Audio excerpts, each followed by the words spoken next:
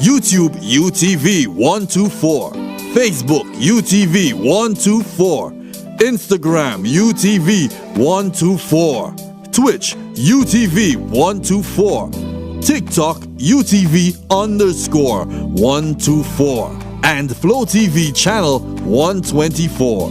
Remember, UTV, TV for you. I can't stay.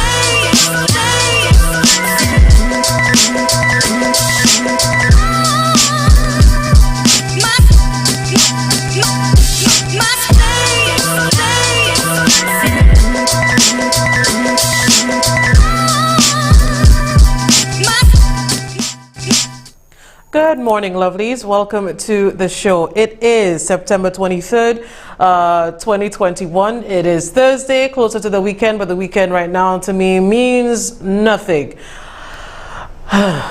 We have a lot to get into, as always, as is the case every day.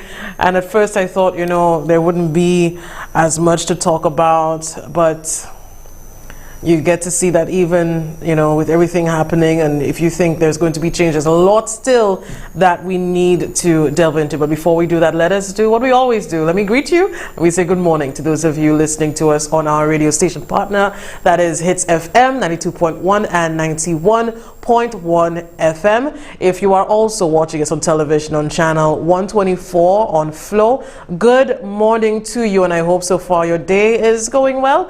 And for those of you on the different social media platforms, as is always the case, on YouTube, on Instagram, on TikTok, on Twitter, and of course on Facebook, I'm happy. I appreciate you being here with us today.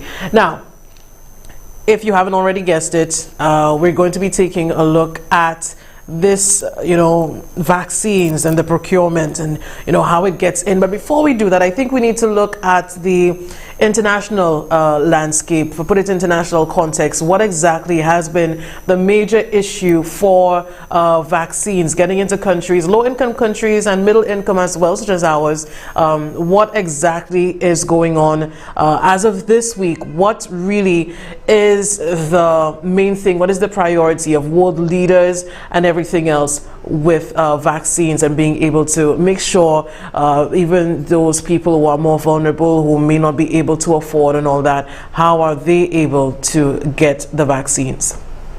President Biden is asking world leaders to pledge to vaccinate 70% of the world's population against COVID-19 by September next year. During a virtual meeting, he said that the US would buy an additional 500 million doses of the Pfizer vaccine to donate to less wealthy countries. But the latest research shows that richer nations still have a surplus of vaccines, some of which will soon be out of date. Our health editor Hugh Pym has more details. Wealthier nations are pushing on with booster jabs, but it's a different story in low-income countries in Africa and around the world, where vaccination rates are much lower.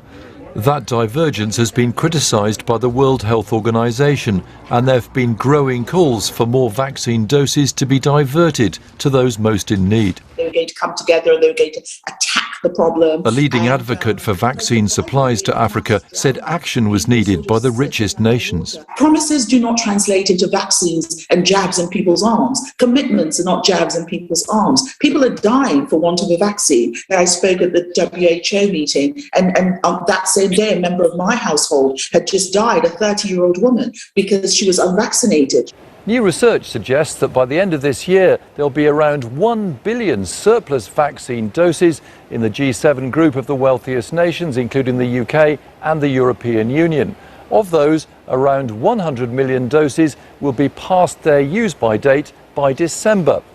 As of now, estimates vary, but it's thought that only around 3% of the population of Africa have been fully vaccinated. That's simple waste. People hate waste. Lives could be saved as a result of having these vaccines for there to be hundreds. The former Prime Minister Gordon Brown, now WHO Ambassador for Health Financing, says shifting vaccines is in everyone's interest. If the disease spreads in Africa and in low-income countries, and if it mutates and there are new variants, it's going to come back to haunt even the fully vaccinated here. Nobody's safe until everybody's safe. The G7 summit in Cornwall in June pledged 1 billion doses to poor countries as a big step towards vaccinating the world. But critics say the process has moved too slowly. Today, President Biden at a COVID-19 virtual summit promised to double the US contribution. This is a global tragedy. And we're not going to solve this crisis with half measures or middle-of-the-road ambitions. We need to go big. But will a pledge to go big actually deliver? African countries and others will want to see vaccine supplies arriving at a faster rate before passing judgment. Hugh Pym, BBC News. So, like I said, I think it is a good start for where we are going. To understand that in the global context, of course, vaccines, it's a major issue, especially for the poorer nations, middle-income countries, poorer countries, to get these vaccines. And it was staggering to me to hear 100 million vaccines that people have been hoarding. The larger countries, those that have more of the power, hoarding, will be expired. It'll be expired by December. So in my mind, and in what I've seen in the different reports, you have these middle income countries trying to negotiate with other governments to try to get these things donated because they have a surplus of it, and some people are looking for it. And that's what I think governments are doing right now. When the country that you're in or leading, and they don't have all the resources, you don't have all the money to go about and be spending on vaccines, that you do the negotiations with the governments. And I just wanted to put that there so we can have that in our minds, that right now larger countries are looking to assist. They're looking to assist to make sure globally that more people are vaccinated. So let's put a pin in that. But let's also, instead of looking at the international reality, let's look at regional. I know we have spoken about this vaccination vaccine scam, but there is been out a recent report done by Janica Simon, and it, I think, is very well done. If you even have any kind of confusion as to what's happening, and you do want to see that, I think it's a bit long, but I think it gets the job done. For those of you interested, I think we all should be, even the hacks. I know the Flubbo hacks are in the live. Please stay and watch and try to understand, try to see what's been going on, and let's have a discussion right after. In tonight's feature report, no vaccines and no money. A recently filed lawsuit in the U.S. is reigniting a scandal that's been simmering since April in St. Lucia and has now drawn the island of Barbados into its remit. Earlier this year, a memo from St. Lucia's Director of Finance, Esther Rigobert, was leaked into the public domain. Dated April 20th, it informed the Permanent Secretary in the Department of Health and Wellness that a direct award had been granted to a company called Radical Investments Limited to procure COVID-19 vaccines from AstraZeneca for the island. The memo's circulation in late June prompted public consternation since the island's supply of vaccines from the WHO's COVAX facility was in no immediate danger of running out. In fact, over 10,000 doses of the vaccine were reportedly in danger of expiring at the end of June. Local talk show hosts pointed to the direct purchase agreement as another example of mismanagement of the country's finances by then Prime Minister and Minister for Finance, Alan Chasney. On July 1st, the government sought to reassure the public, issuing a press release that stated in part that the government's procurement process was in keeping with the country's legal requirements and was done with due diligence by the Ministries of Finance and Health and Wellness. The press release claimed that St. Lucia, Barbados, and the Bahamas agreed to jointly purchase the minimum quantity of 1 million vaccines allowed by authorized suppliers. St. Lucia's share of the purchase was supposed to be 100,000 vials of vaccine at a cost of 7.3 million EC dollars. The July statement also explicitly stated that both the Ministry of Finance and the Ministry of Health and Wellness conducted verification exercises to ensure the capacity of the supplier.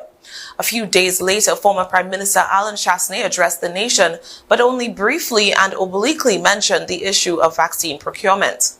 I've been working for many months trying to source additional doses of the vaccine so we could have a larger percentage of our population vaccinated before the election.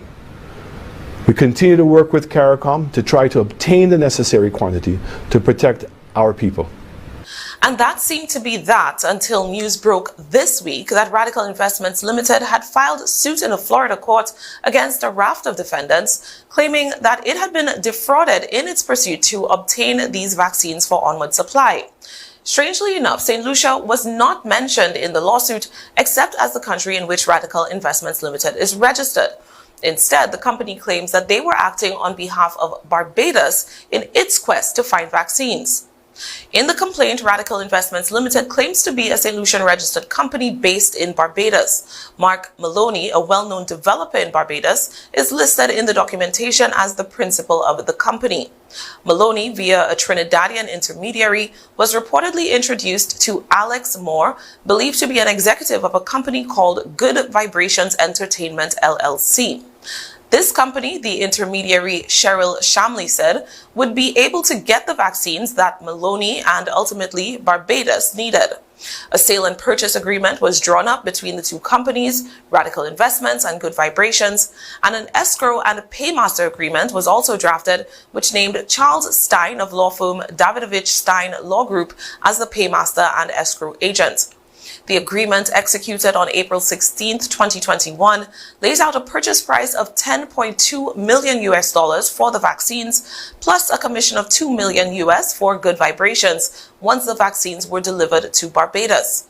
Radical Investments was supposed to deposit the total sum of $12.2 million into the escrow account as soon as the purchase and sales agreement was signed.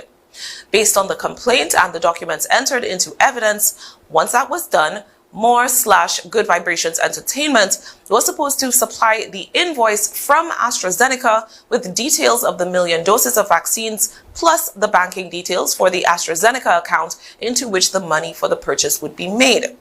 Upon receiving these documents, Radical Investments would then authorize the release of $10.2 million from the escrow account directly to AstraZeneca or to a qualified intermediary. The actual vaccines were supposed to be delivered within 7 days of that release of funds.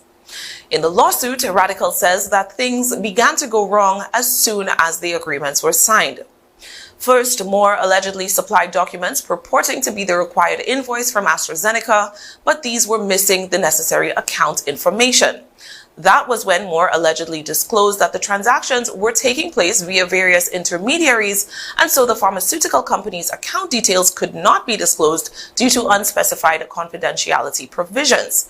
However, lawyers in two firms, Stein himself and James Scott, partner in the Michigan law firm of Warner Norcross and Judd, both wrote letters purportedly vouching for Moore and Good Vibrations' ability to do what they said they could, which is procure AstraZeneca vaccines. Those letters convinced Radical Investments, and the release of the $10.2 million purchase was authorized. Once authorized, that $10.2 million was supposed to have gone to a third company, Prestige Pegasus Limited, who the lawsuit names as a necessary intermediary to facilitate the transaction. However, the complaint alleges that only $2 million went to Prestige. Between April 27th and May 3rd, a total of $4.2 million was allegedly paid out of escrow to Good Vibrations, and $485,000 went to a separate company, RDS. RDS Cargo Group, DWC LLC, also a defendant in Radical's lawsuit, is listed as a business based in the United Arab Emirates. On April 27th, the day Stein allegedly started disbursing funds from the escrow account, Radical Investments' lawyer reportedly embarked on a series of text messages to Stein sent via WhatsApp, requesting confirmation of the wire transfer of the $10.2 million that was supposed to go to Prestige. Stein responded to the initial message saying that he was unable to provide such confirmation because, and this is a direct quote from the complaint filed by Radical, substantiated by screenshots submitted as evidence, he had processed the transfer through an online portal and did not print the confirmation page. The back and forth between the lawyers continued, with Stein allegedly proffering various excuses, deflections, and demurrals about why he could not supply proof that he had done as was required in the paymaster and escrow agreements. At the time, Moore stepped into the text chat to assure that the money had indeed been sent to Prestige. With no vaccines in sight by May 28th, Radical Investments Limited reportedly notified Good Vibrations Entertainment that it intended to terminate the agreement. If it could not be verified that the requested vaccines were on their way, the $12.2 million should be returned. Stein then apparently informed Radical that the money meant to buy the vaccines, $10.2 million, could not be returned as it had already been distributed according to the terms of the agreement. He indicated that only the $2 million commission earmarked for Good Vibrations could be remitted back to Radical Investment, represented by Mark Maloney. This is where yet another company enters this already crowded scene. Sometime on or around May 30th, Alex Moore of Good Vibrations told Maloney that Prestige had finally been able to contract the purchase of the vaccines through a company called Serum Pharma Limited. Serum Pharma then reportedly communicated with the Barbados government directly, saying that although AstraZeneca was currently overwhelmed with orders, they would prioritize the shipment of vaccines for Barbados. The lawsuit claims that at the end of numerous calls between all the parties currently involved, the Barbados Ministry of Health, Good Vibrations, Prestige, and Serum Pharma, it was ultimately agreed that Radical Investments would contract directly with Serum Pharma to procure the vaccines, providing Moore and Good Vibrations with their commission and cutting out Prestige from the deal completely. A new purchase and sale agreement was drafted for a total sum of $14.3 million, which included a commission for Serum Pharma. It is unclear what the status of the over $6 million apparently already distributed from the escrow account would be, given that Moore and Good Vibrations had already received more than their agreed-upon commission for the first failed contract. Moore allegedly continued to conduct suspicious activities, including writing directly to the government of Barbados and apparently requesting that the government sign off on a $23 million vaccine purchase agreement with Prestige, allegedly for products supplied by Serum Pharma. Now, not only did Serum Pharma reportedly deny knowledge of this new agreement, but when inquiries were made by Radical Investments to the British High Commission, it was disclosed that AstraZeneca itself had said that it had no relationship with Serum Pharma and that the offer made by Serum Pharma to Radical Investments should not be considered a legitimate opportunity. Let's review. Serum Pharma allegedly made false representation that it could supply vaccines from AstraZeneca to Radical Investments, although they are not defendants in the lawsuit. Prestige allegedly made false representation that it could supply vaccines from AstraZeneca to Radical Investments. Note that Prestige was reportedly sued last November for a similar fraud in which the company's principal, Monilade Kohli, convinced a buyer that she could supply 3-ply face masks and then absconded with a 50% deposit paid in advance. That lawsuit ended in a judgment against Kohli and Prestige Brands for the $335,000 paid by the unfortunate buyer. Good Vibrations allegedly made a false representation that it could supply vaccines through its established network to Radical Investments. After all this, the lawsuit claims that Radical Investments Limited gave up on its quest to obtain vaccines and just wanted Stein to return the money that remained in the escrow account, $5.475 million, and to provide information about all the sums that had already been paid out. The complaint says that about $5.4 million of the original $12.2 million has been returned thus far. The money that was paid to Prestige, RDS, and Good Vibrations has not yet been recovered, and those are the funds the current lawsuit seeks to recover, arguing that the defendants conspired to defraud Mark Maloney and his company Radical Investments Limited out of over $6 million. This strange and convoluted tale raises several questions about why these companies were entrusted to purchase COVID-19 vaccines worth millions of dollars, reportedly by 3 Caribbean governments. Why did these governments reportedly decide to select Radical Investments Limited to procure vaccines on their behalf?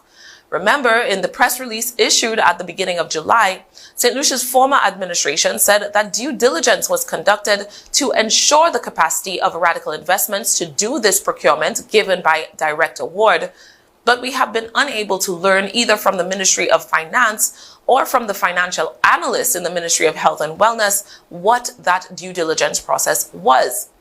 Barbados' acting Prime Minister Santia Bradshaw, during a statement issued on Wednesday morning, also claimed that due diligence was performed in relation to the vaccine procurement proposal.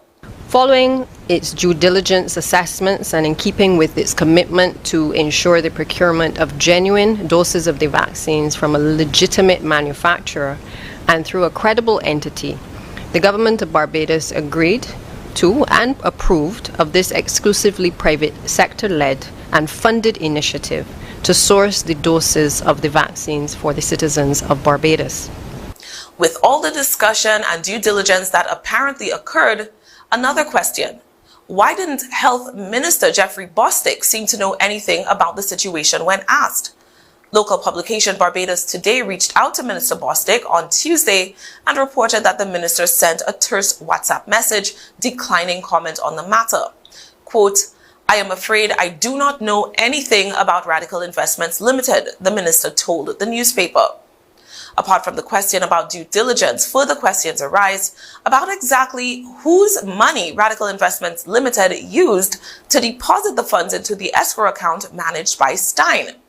Bradshaw says none of Barbados's tax dollars were involved. I want to make it abundantly clear that no taxpayer resources have actually been expended and directly given to the company for the particular sourcing of these vaccines. This is, however, a most unfortunate situation and one which highlights the wild, wild west environment of which the Prime Minister has spoken about on many occasions that currently obtains on the COVID vaccine market. Radical Investments did not receive a single cent from us and are therefore not expecting a refund from the Barbados government. The clear understanding at all times was that once the items were sourced and they arrived in Barbados, that the appropriate payments would be made to the company. But what about St. Lucia? The memo that sparked the entire controversy was an instruction by the Director of Finance that over 7 million EC dollars, just about $2.5 million US, was approved as a direct award to Radical Investments Limited. Highly reliable confidential sources inside St. Lucia's Treasury Department confirmed that the money was indeed paid to Radical through a series of events that were highly unusual and which may have violated the country's procurement guidelines. Information reaching the consortium is that rather than being processed through the country's computerized accounting system, a manual check was issued after the Treasury's auditors declined to approve the payment. The sources contend that the auditors balked because the country's Procurement Act forbids the issuance of advance payment for goods. There was also no contract forwarded to the unit that approves payments. Ultimately, a senior official, either the Accountant General or the Director of Finance, would have had to instruct that the check be written over the objection of the Treasury's auditors. The check would have had to be signed by one of 6 Treasury managers. Barbados Today spoke with St. Lucia's former Prime Minister Alan Chasney this week, under whose administration the payment was authorized. He indicated that, quote, "some money was paid to Radical," and defended the procurement process. Our sources, however, could not ascertain what the total amount of St. Lucia's commitment was. Quote, "without a contract, we do not know what the terms are." Sources close to current Prime Minister Philip Pierre have indicated that St. Lucia has recently decided to cancel the agreement with Radical and that recent discussions with Mark Maloney have resulted in a verbal agreement that the country's money would be refunded. However, the consortium understands that formal correspondence to that effect is still being awaited. And what about the Bahamas, the third country mentioned by Chasney as party to the agreement? We made contact with a senior communications official in the Government Information Service in the Bahamas who said that they had no knowledge of such an agreement and said further that the Bahamas was never in a situation where vaccines were in short supply. Our Bahamian source would be well placed to know about any such arrangements since all public communication about the COVID-19 response would go through their office. Additional questions in this saga are about Radical Investments Limited itself. Other than Mark Maloney, are there any other beneficiaries of the company? How long has the company been in operation? Have they ever before been involved in procurement of pharmaceutical supplies or related products? And where exactly is this company located? In the court filings, Radical Investment Limited calls itself a St. Lucian company, but efforts by consortium journalists to locate company records either in the local corporate registry or in the registry of international business companies have thus far been unsuccessful. And how did Maloney come to the conclusion that Good Vibrations Entertainment, a company listed on Alex Moore's LinkedIn profile as a television and film production outfit, was a good candidate to source COVID-19 vaccines from AstraZeneca? As explained to Radical's lawyer by the British High Commissioner on July 14th, the pharmaceutical giant does not currently work with private sector distributors or intermediaries. This spawns another final question. Did the governments of St. Lucia and Barbados know that private companies would not be able to provide the vaccines that they sought? Calls to a number listed for Mark Maloney in several court exhibits were not answered or returned as of press time. Neither were calls made to numbers found for Alex Moore and several of the lawyers listed in the court documents. Now, I know it's a lot, but I think it is something that, it really gives us details and it really asks the questions that we don't have the answers to with regards to all of this happening. And I have to say it is a fantastic, spectacularly, superbly done report. But we are being left with a lot more questions than answers, and the reasons why certain things are done, like why was it Radical, and if it's Barbados and the Bahamas and St. Lucia, the Barbados decides that's a private, let the private businesses deal with it, so none of the taxpayers' money will go into it. And even if it does, you have to pay when you get what you're looking for, when you get the vaccines you pay in. And then Bahamas saying, even though Chasney wrote them into the press release, like, oh, the whole Caribbean is doing it, look at all the other countries. They didn't do it like us. If we're talking about, and that's what they're saying now, the representation, how we're looking on the world stage, we're looking like idiots. We are naked and our hands are empty, and we give $7 million and we have the vaccines and nous pas l'argent. So what we looking like now? And you also have to ask yourself too, why Radical, and Radical now looking for another middleman, and the middleman saying you can get it from AstraZeneca, and the middleman being called, what's it, Good Vibrations Entertainment? That sounded like you're selling weed. And we say it's about due process. Even from the contracts, there is no receipt of anything being done. None of the contracts, even the way that Radical was paid and how it was forced through, not dealing with any of the actual procurement measures that had to be done. There's a lot there. There is a lot that we have to uncover, and I know for a lot of people, we're talking about that $7 million, and it can do a lot. And you have to ask the question too, when they're in court right now, the Maloney's company is saying, they're being scammed, but it's only Barbados they're checking for. Our money, St. Lucia's money, where is it? Give us why can't we get our $7 million that we are owed, that we gave? Okay, you are scammed, but you are the responsibility. So give us our money first and then check for your scam thing in court. Why can't that happen? And why did it have to be now? The payments were done April 20th. I remember that date because it's my birthday. April 20th, those payments were done. April, May, June, July, all until the elections. You have a prime minister that know he spent $7 million and know he ain't get none of the vaccines yet, and nothing was said until, well, some things were said. People were questioning things. We were questioning.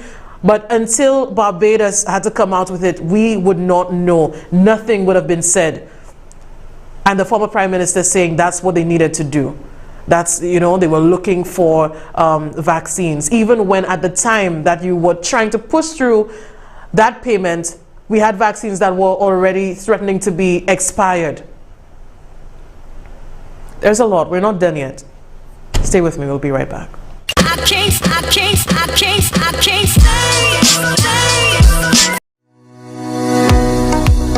Protocols for international visitors while in St. Lucia. The following protocols are established to guide the stay of all guests while on island in order to mitigate any possible spread of infection. During the first 14 days, visitors are allowed to patronize approved beaches, restaurant, sea and land excursions, and sites and attractions. All visits are scheduled and pre-arranged by their respective accommodation providers. During this period, all visitors will be transported to and from the certified sites using only COVID-19 certified tourism transportation. After the first 14 days, if any visitor wishes to stay on island beyond the 14-day period, they must apply for and receive a health clearance certificate from the Ministry of Health. Visitors will be allowed to travel, be out in the wider public and patronize local businesses unsupervised once health clearance certificates have been received. During their entire stay, visitors must wear their mask whenever they are in public places and maintain the mandatory 6 feet distancing from others.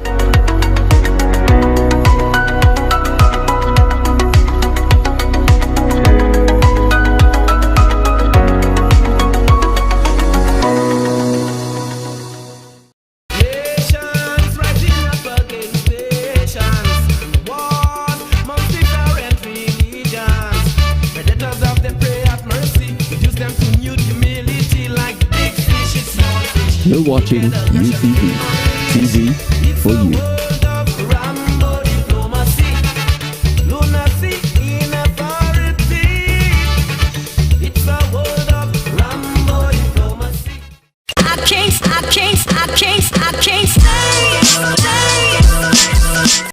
Welcome back, and of course, thank you very much for staying with us. Now, we're still on the same topic, but once again, we need to step a bit outside of ourselves for a moment, and then until we can zoom in.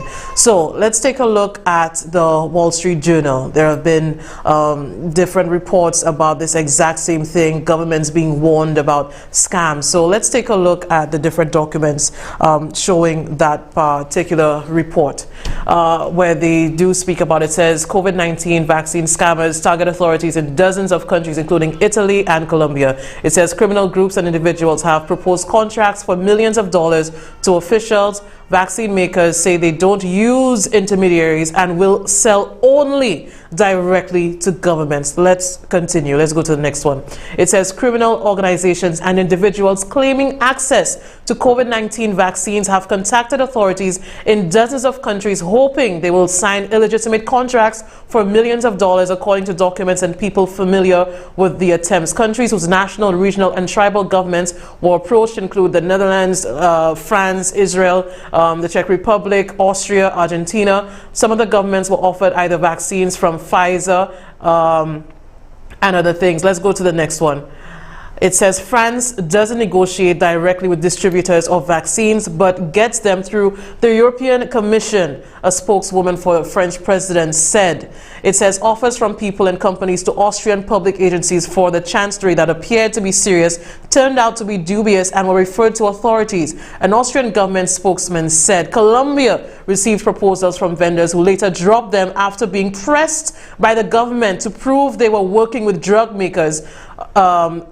That's according to the reports there. He said the country ultimately negotiated contracts directly with the manufacturers. Meanwhile, Argentina only signed contracts directly with vaccine makers, a government spokesperson said. Now, I wanted to bring this out there so we completely understand. You can come back to me for a while.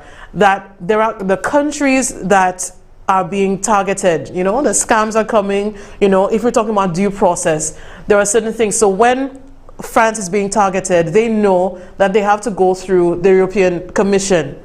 There are agencies, there are bodies that you cannot just go directly or have an intermediary that say they can get vaccines for you. So that is what you call due process, and that is why we have COVAX. COVAX is the equivalent of the European Commission for France and the other European countries. So us as CARICOM, there is no need to individually go out and look for a middleman to get vaccines. It does not and should not work that way, for the very reason that you would be susceptible to these kind of scams. So even if Barbados was looking into doing it, we are the ones, the former Prime Minister, the people there, the finance head, to pay $7 million to an intermediary, to a middleman, to try to get vaccines. It is against everything that the governments do, different governments do. It goes against everything. So let's continue with that Wall Street Journal article. I think it really is interesting because we get to see how actual governments really caring about due process, what happens then. So let's continue with that report. Let's go on to the next one. Let's go to the other. It couldn't be determined if any offers have been successful, and the activities believed to be happening in developing nations where COVID-19 supply remains limited, according to the people. Some countries have completed investigations, although others continue, according to Pfizer and government officials familiar with the investigations. Many governments are desperate for vaccines because of limited supply. International law enforcement officials and the security experts said they are concerned that limited vaccine supply in some countries could prompt government officials to unwittingly sign bogus contracts. Let's go on to the next. Interpol, that's the International Police Organization, is planning to issue an alert in the coming days to governments, warning them about potential scams in hopes of soliciting information to aid ongoing investigations. Vaccine makers said they still only sell their vaccines directly to governments, so there are no intermediaries public officials should be working through. European Union member governments and regional or local authorities cannot purchase vaccines directly from any supplier. Let's go to the next. In the Netherlands, the Ministry of Health, Welfare and Sport confirmed it received fraudulent offers but didn't accept them and has completed contracts through the European Commission, a government spokesperson said. One offer came by mail on February 21st, offering 5 million vials of the Pfizer vaccine. In Canada, National Police issued a bulletin in February warning that officials at different levels of government across the country had received unsolicited offers of COVID-19 vaccines for sale. Police had the emailed offers said the email offers could be attempted frauds, offers to sell stolen vaccines doses, or attempts to test or breach security. Again, says several letters of intent sent to government agencies in different countries like Argentina and Australia. Let's go to the final one, I think, just so we can understand what's going on in the different countries. It said COVID-19 vaccine fraud schemes have become more sophisticated compared with earlier in the pandemic, when it was easier to identify mistakes in illegitimate contracts. Scammers are now using company executives' names or phony contracts, and in some cases saying they are working with legitimate companies in logistics and import-export businesses. He said legitimate companies have approached Pfizer asking to help with the country's supposed vaccine deal, to be told by the drug maker about fraudulent offers. So we can stop here. You know, when you're seeing all that, now it's getting more sophisticated. How sophisticated really are we going to see that this Good Vibrations Entertainment Inc. is? You know, if you're going to talk about sophisticated scams and using Pfizer, using the name, using the executive names, you know, really going through it, and you see these hackers and it's sophisticated. I don't see any of that. For me personally, from the outside looking in, from the very onset, it would raise eyebrows. It does not make sense. It doesn't make sense. And we come back to here because we speaking, nuka pale tut pale sa, but the one person that we need the answers from hasn't come out to say anything. And that person is Mark Maloney, who is heading this radical investment. And I don't know about the name radical investment piece. So investments are a radical way. Radical investments, Mark Maloney, it's not registered in St. Lucia anywhere, but that's what's being said in the courts. There's a lot of confusion. We have not heard anything from him.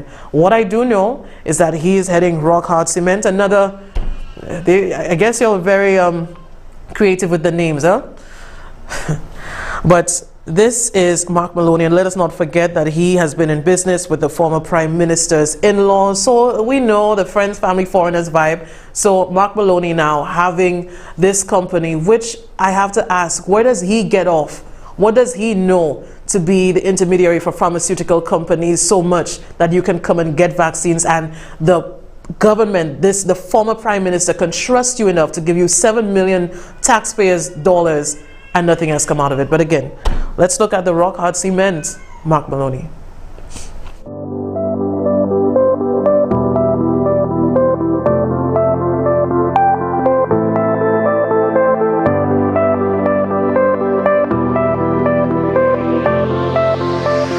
hard cement is sold throughout the region, with cement being imported into each territory to meet the demands.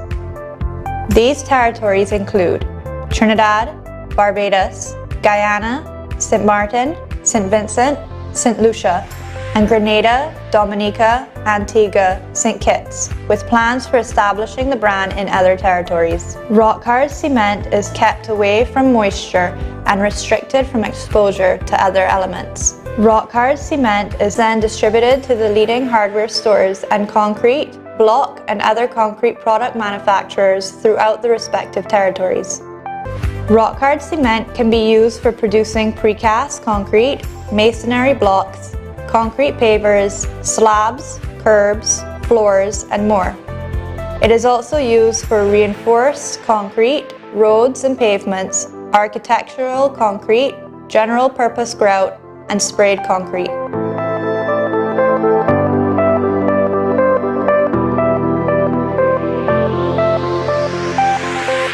Oh boy, the year 2020 it's been a rough one. Quite interesting when you ask about the way forward is that since the country was on lockdown, our group had accepted the issues associated with the pandemic and was crafting a way forward, accepting. And I think the main thing is really accepting. When you're in a crisis, you have to accept that it is what it is and try to chart your way out. So you can't live in the moment, you have to accept the moment, but you have to try to live in the future and try to plan for what is to be coming out of it. So it is, mentally, emotionally, physically, and spiritually be in a place that will allow you to overcome the challenges. The old saying, in the face of adversity, there's opportunity, and that's how our group was living. Mark Maloney and Radical Investments are now suing in a Florida court to recoup the millions lost in what appears to be an elaborately fraudulent COVID vaccine scheme. So were St. Lucian taxpayers caught up in the scandal? On August 31st, newly minted Prime Minister Philip J. Pierre revealed the government was still unsuccessful in retrieving its $7.3 million issued to Radical Investments.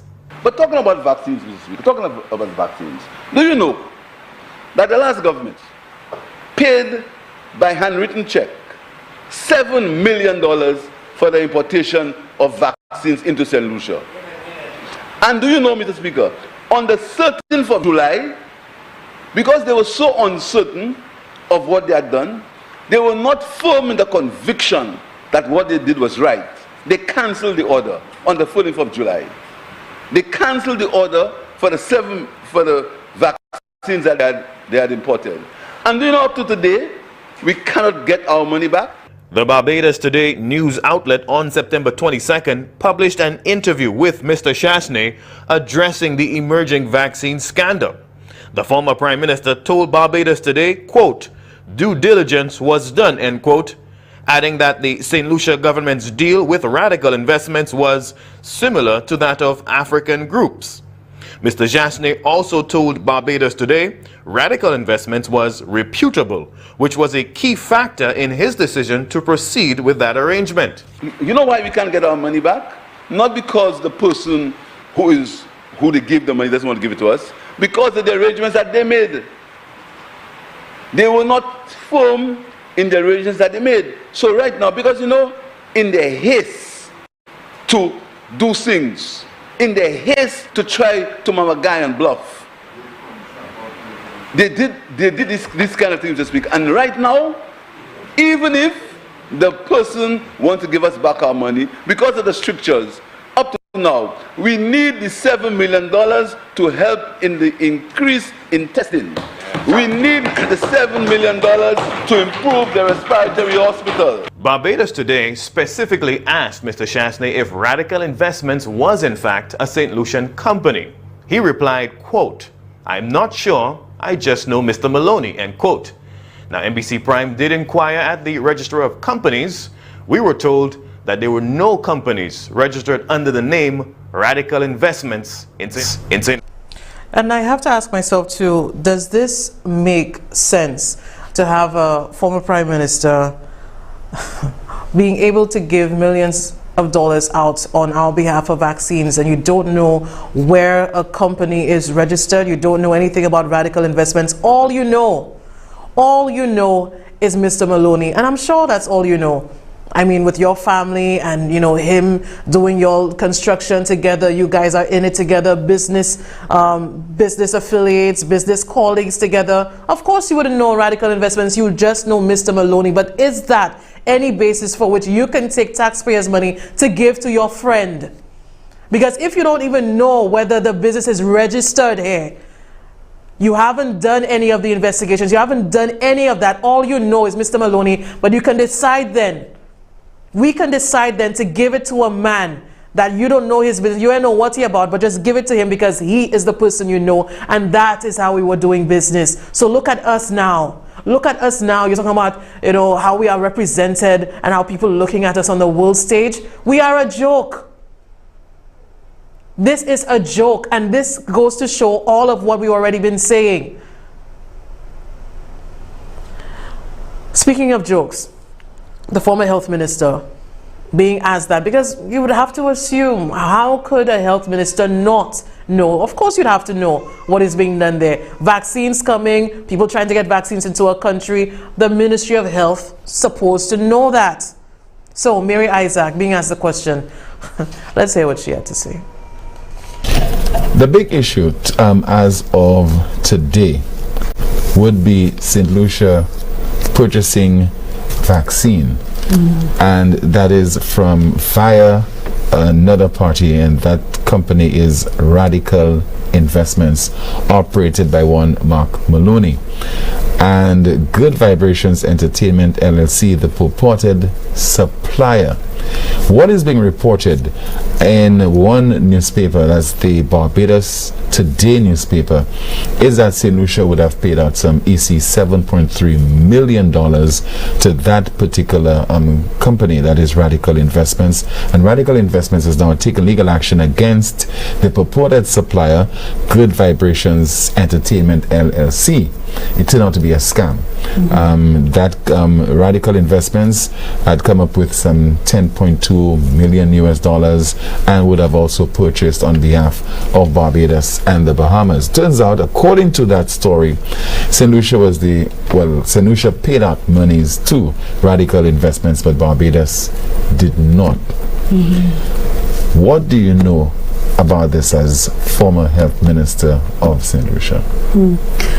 The only source of vaccine purchase that I am aware of was through the mechanism that we had, the COVAX mechanism, and I do not think that that is covered, or they went through the COVAX mechanism to source these vaccines. I also know we were getting vaccines from PAHO, WHO, and so on.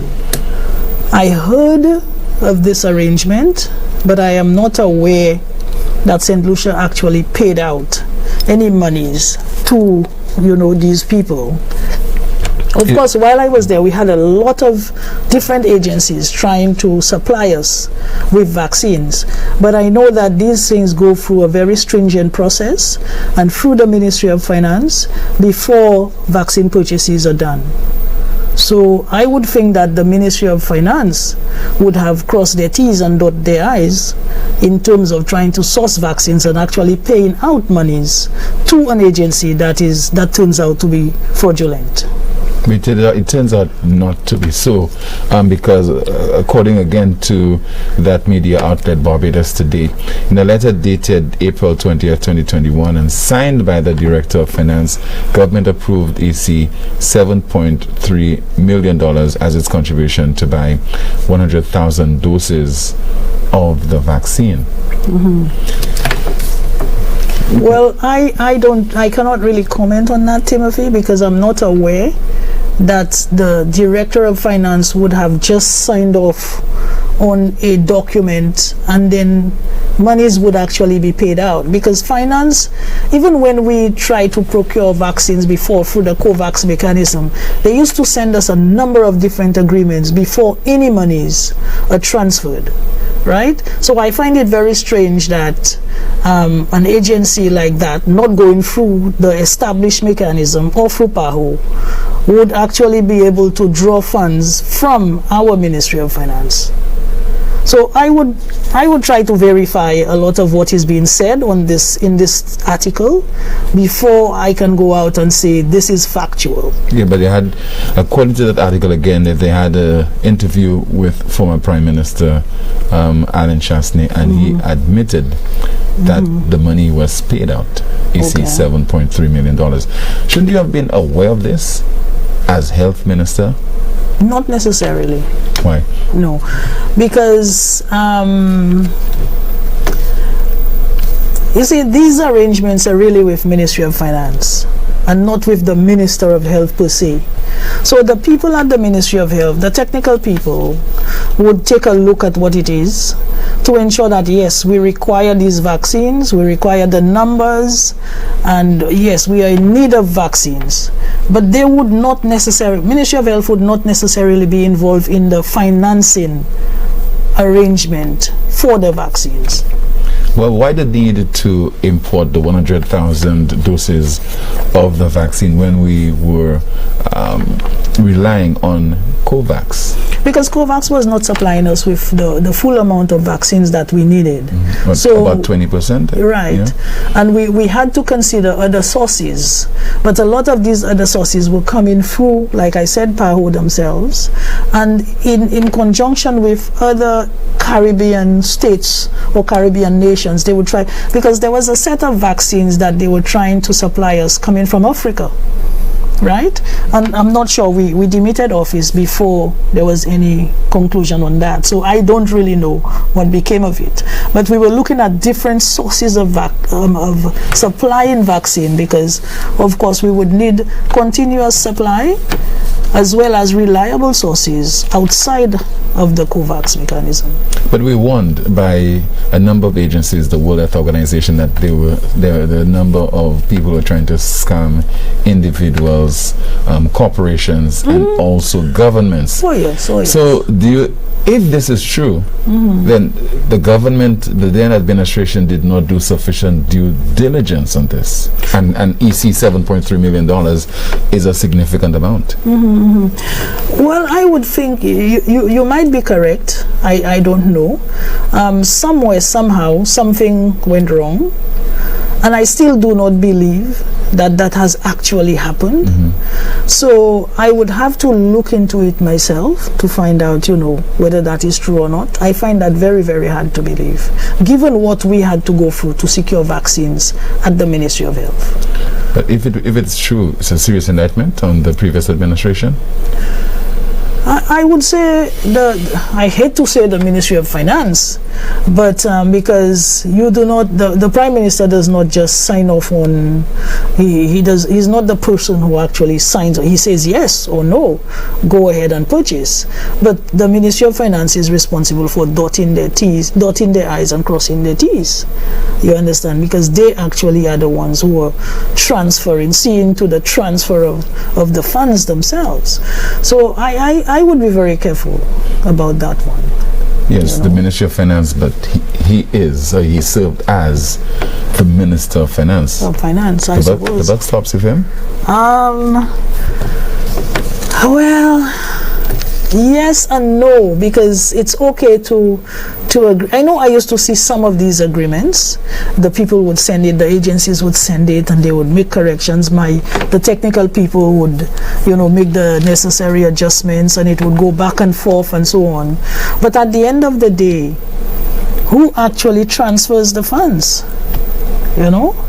And that would be and I know that the people at the Ministry of Finance, they're extremely careful when it comes to paying, because we have a lot of trouble at the Ministry of Health. We used to have a lot of trouble at the Ministry of Health trying to get finance money is actually paid for supplies. They tell you it's going to go today, it will go, because there was not a lot of money, because a lot of money was being spent on COVID. So as a result of that, they were very, very careful with money, with finance, because we did not have so much to go out. So I would be very, very careful, and that's not a little bit of money. That's a lot of money.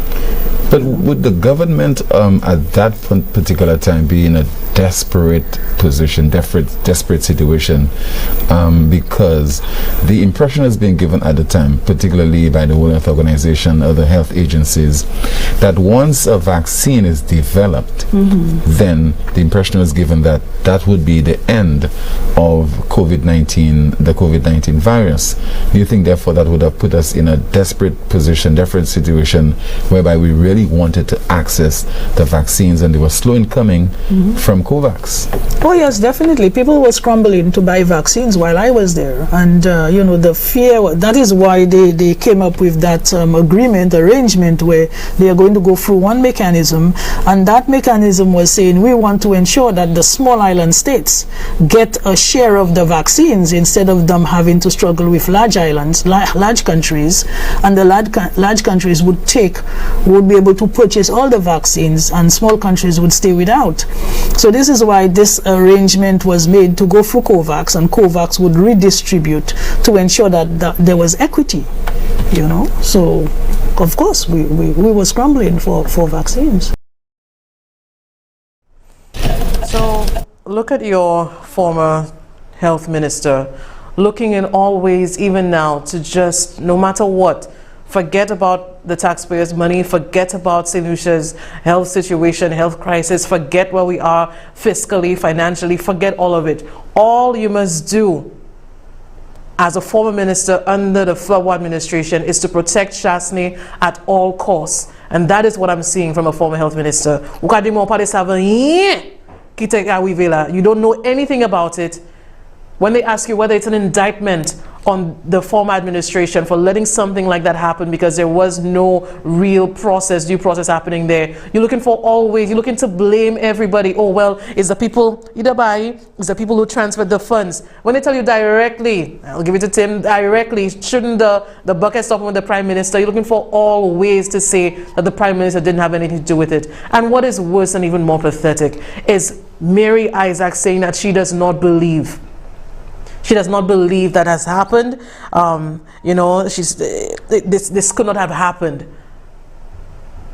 In all of what you're seeing, court cases, people coming out with their documents, all of this, and you still do not believe as a former health minister. It is pathetic. And it's for that reason I don't want to mablet a year Mary Nipudi about COVID. I think we have a call. Thank you for your patience, call. I know you've been on hold for a while. Good afternoon. Good afternoon, Tresha. How are you? Not too bad. How are you? I'm all right. Tresha, I don't know why the former Minister for Health doesn't yet understand the less she says about anything, the better it will be for her. Tresha, look. First of all, didn't something like that come before the cabinet, Prime Minister Chasney's cabinet? I mean, you're looking to spend monies to obtain vaccines for St. Lucia. You're looking at something in the region of $7.2, $7.3 million. Shouldn't that have been something that ought to have been brought before Chasney's cabinet? Secondly, you're looking at 100,000 vaccines. 100,000 vials. I saw in the press release. You know. Okay, vials. Right, vials. Because one vial, you know, may hold more than one vaccine. Yeah. So 100,000 vaccines. Vials. Sorry. Tresha, but we already knew of the vaccine hesitancy among St.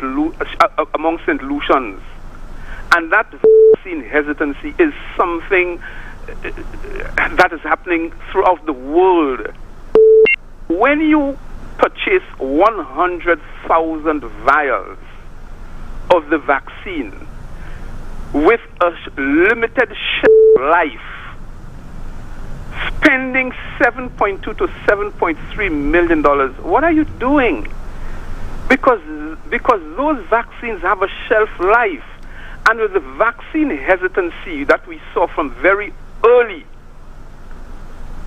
you're risking $7.2, $7.3 million on the basis, and let's call it what it is, on the basis of your friendship with Maloney. Mm-hmm. And you're talking about due diligence. Where is the evidence? Did Shasney any evidence when he made that statement of due diligence, of the due diligence that was exercised before those monies were paid? Do we know for a fact that Real Radical Investments Limited had or has any record of procurement of pharmaceutical drugs? What is or was Radical Investment Limited's track record in any of this? You know, Tresha, look, the former Prime Minister has so many questions to answer. It's like legion. Because as far as I'm concerned, some of those things, in fact, several of those things, rise to the level of criminality. I really don't see how somebody in that position could take so many decisions that cost St. Lucia so much. The thing rises again. It rises to the level of criminality. And the Prime Minister, the former Prime Minister, must answer for these things. Thanks, Tresha. Thank you very much, caller, as always. And we agree on that all the questions that you have, we have so many more. But the thing that is without doubt, whatever happened there did not happen with St. Lucia truly at heart and with the doing things in a legitimate way. It was not done. We do not know where the company is registered. To this day, Mark Maloney hasn't come out to say anything. It reeks of, to me, of disrespect. The Prime Minister would not have said anything even when money was paid in April. You'll let months go by. You'll campaign, tutsa, and there's money and the vaccines that we haven't gotten. And only today you will say you don't know anything about Radical. You don't know if it's registered in St. Lucia. The only thing you know is Mark Maloney himself. And I have to ask, why can't we get our $7 million from Mark Maloney and then focus on your court case? If you get your money from your court case from Good Vibrations, kisa, try to get it. But for us and for what we need right now, we need money. We need our money back. Mark Maloney, I want my $7 million back. Mama legs was up avlei, moi mvlei. Nou men bouzei. Let's take the other call. I'd have $7 million, but you know what I mean. Let's take the call. Tresha. Good afternoon, Sue. And good afternoon to your listeners in St. Lucia around the world. I do understand why the former minister said what she said. The former minister, Tresha, was elected on a committee, a Caribbean Regional Committee, and when she was disqualified, a former president of the NTA came to a meeting with a free registration application for her that was rejected. So therefore she knows exactly what is happening. But I want to fast forward to my years as an accountant in the Ministry of Health, working with an accounting officer named Cornelius Lincoln Lubin. You know, working with this man, this gentleman, taught me a lot of things, Tresha. Then Prime Minister, Minister of Finance would send little notes to him. And he said to me, you see that? Look at that. Next time we go to a budget meeting, allocation meeting, the Minister of Finance, Prime Minister asked him, did you get my note? Yes, sir. What did you do? But sir, you know the policy. Good man, that is what I expect of you. That is what I learned, Tresha. Probably the only person around to confirm that is Stevenson King. Right? You know, ministers, politicians have right to try. It is the accounting officers and the accountable officers who have to perform due diligence. If you read the Bloom Cooper report, you will find where Sir John Compton said to Sir Bloom Cooper, he he does not know the staff orders. And he's right, although it was his administration who passed the staff orders in 1984, but the staff orders does not apply to him. So when an accounting officer appointed a person who was dismissed from the service, he was found wanting, not Sir John, that is not his business. You are the accounting officer, you must perform due diligence. And when we look at these direct awards, we will see the Director of Finance rights, what the Minister of Finance approve. Find out from those officers what was the due diligence. Go into the Finance Act and regulations. Find out the role and duties of the Chief Accounting Officer, the Accountant General. These are the people you have to go after and bring them before a court of law. So you're saying that the politicians, Mary Isaac, should have no culpability, the former Prime Minister, none of it, nothing to be blamed? Well, let me say something to you. I don't expect anything from Mary Isaac. My experience with Mary Isaac, right, when she was acting director of Consumer Affairs, and I was president of the NCA, National Consumer Association, my expectation of Mary Isaac is very, very low. So if I had to expect anything better, something is wrong with my head, Tresha. Right? Okay? So I do not expect anything other than what she said. I mean, she could not have said any better. Right? For 5 years we not here, we heard her last night. And that is a typical Mary Isaac. So I'm not surprised at that at all. If you're surprised, so be it, but not me. Right? Nor the diligent officers of the NCA who were there, who were present when the application was made, so that you could circumvent the requirements of being president of the Caribbean Consumer Council. Right? That is evidence. We have evidence of that, Tresha. So I'm not surprised of what she said and what she was doing. No, I'm not surprised. Right? But for me, Tresha, we have to go at those public officers who are negligent, right? Deliberately negligent in their duties, right? It's time we have a police force, a police section that will charge public officers under sections 403 to 425 of the Criminal Code, right? It's time we have persons that will be so charged under the Finance Act for negligence of duties.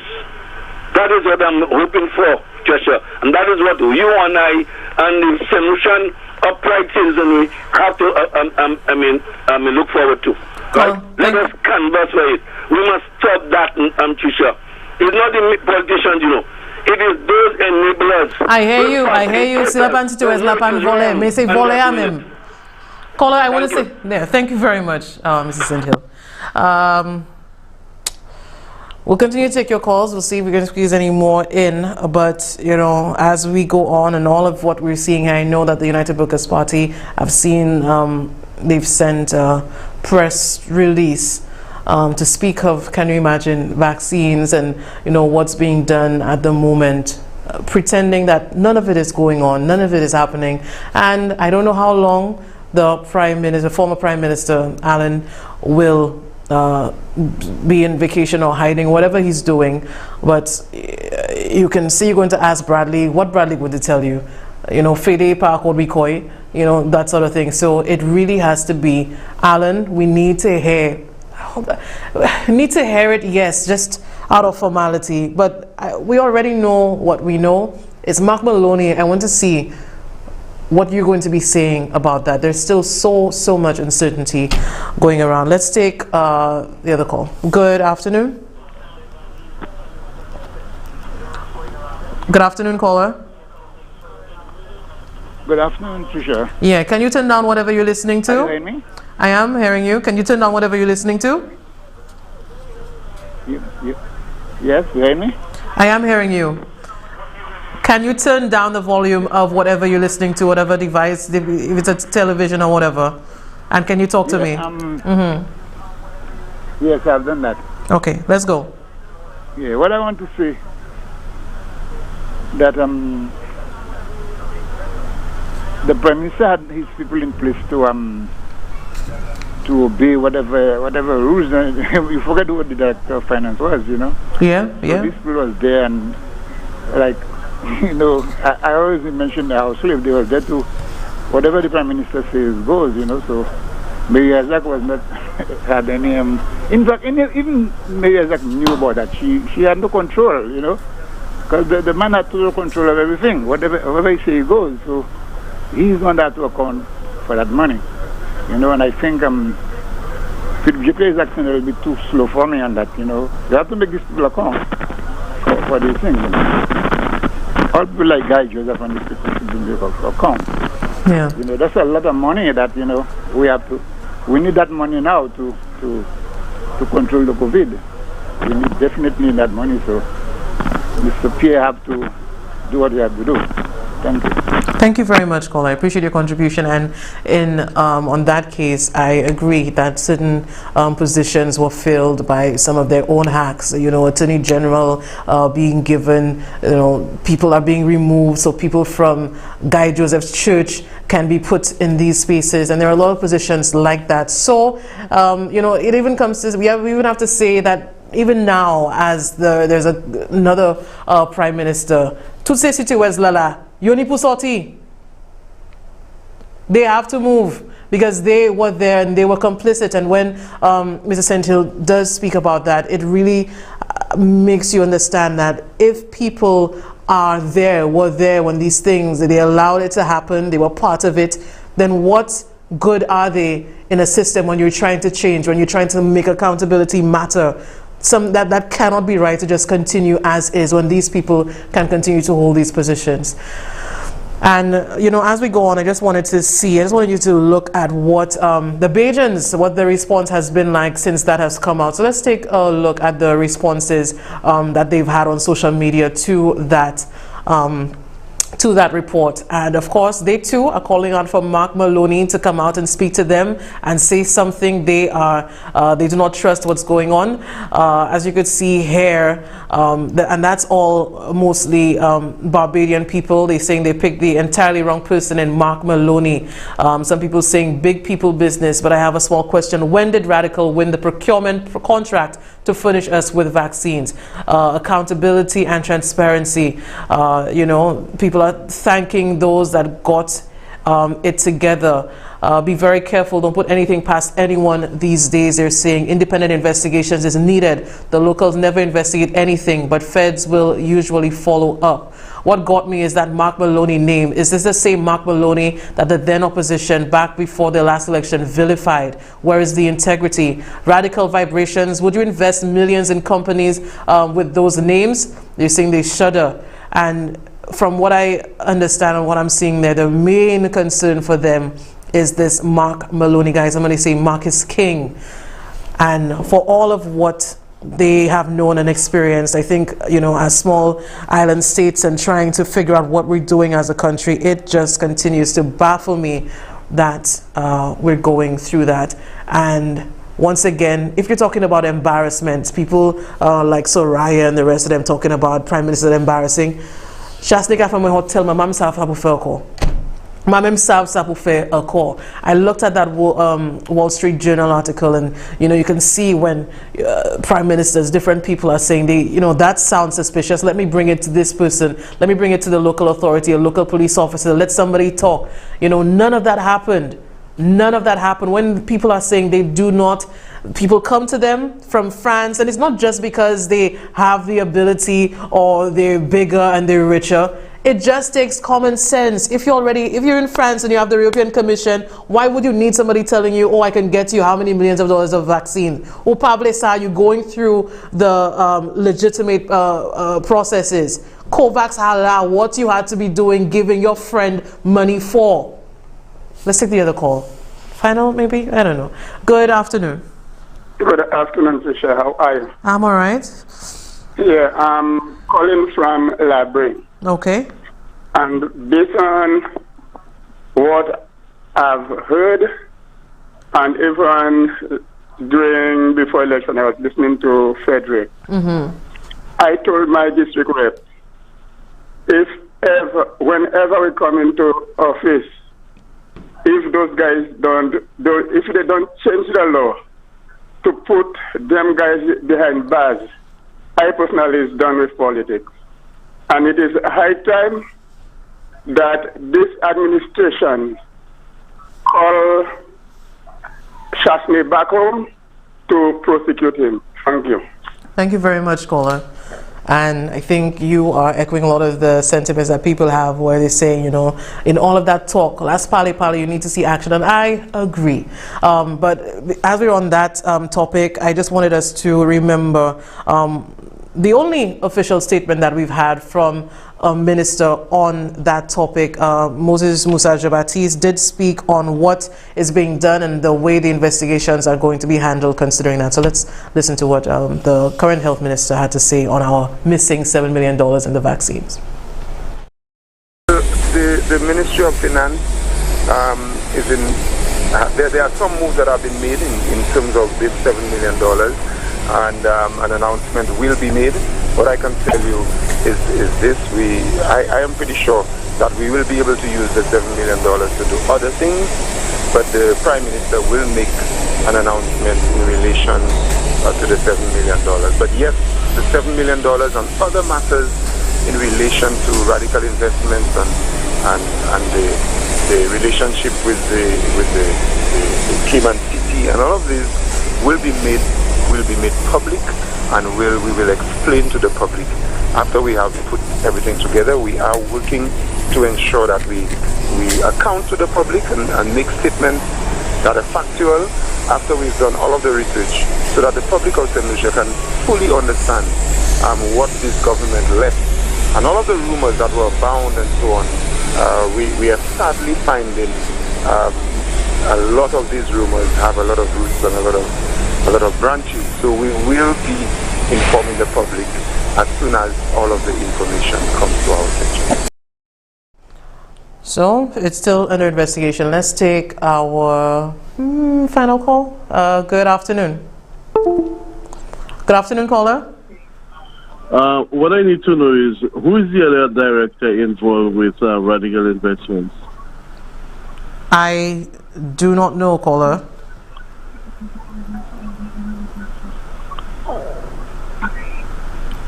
All I'm seeing is that it is the Mark Maloney guy. I do not know where it's registered. That too is reporters, journalists have been trying to figure it out, and nobody knows. Because yes, caller. Because prior to the elections, a name was mentioned. You understand, from a particular family. What name? No, Richard knows about it because he mentioned the particular name. However, that may very well have been the deciding factor in terms of having radical investments to purchase the vaccines for us. I see. Okay, thank you very much, caller. Yeah, no problem. Yeah. And even with that purchase, when St. Hill is talking about, getting, the different people in different positions, when that was being done, even in the direct purchase, you could see that veiled threat. Let's not forget that either, that if you do not do it in a timely manner, something would happen. So when people see that, this thinly veiled threat, how are you supposed to feel?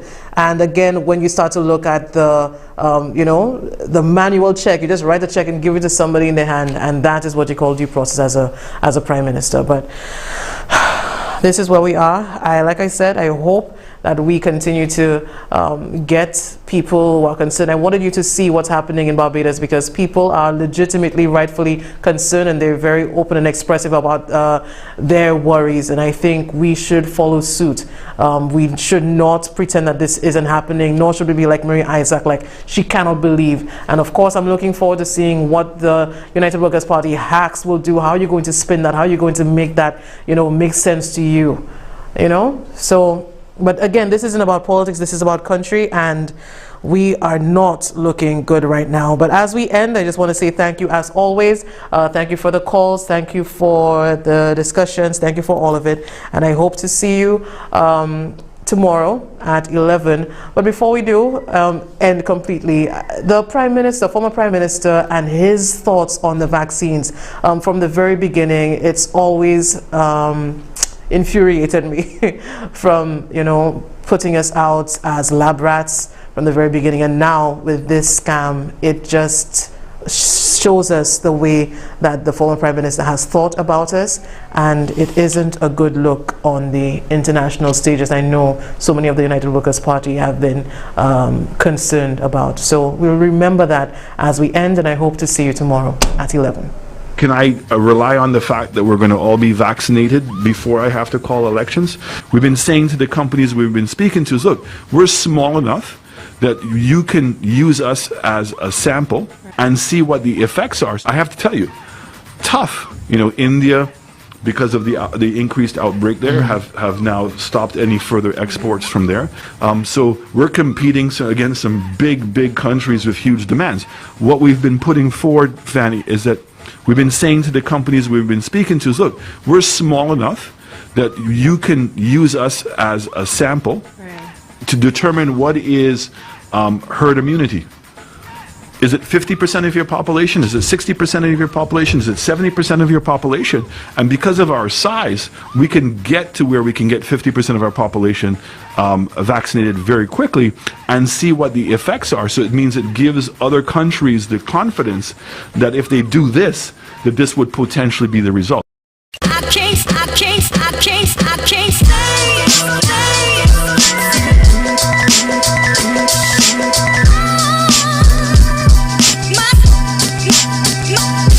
stay.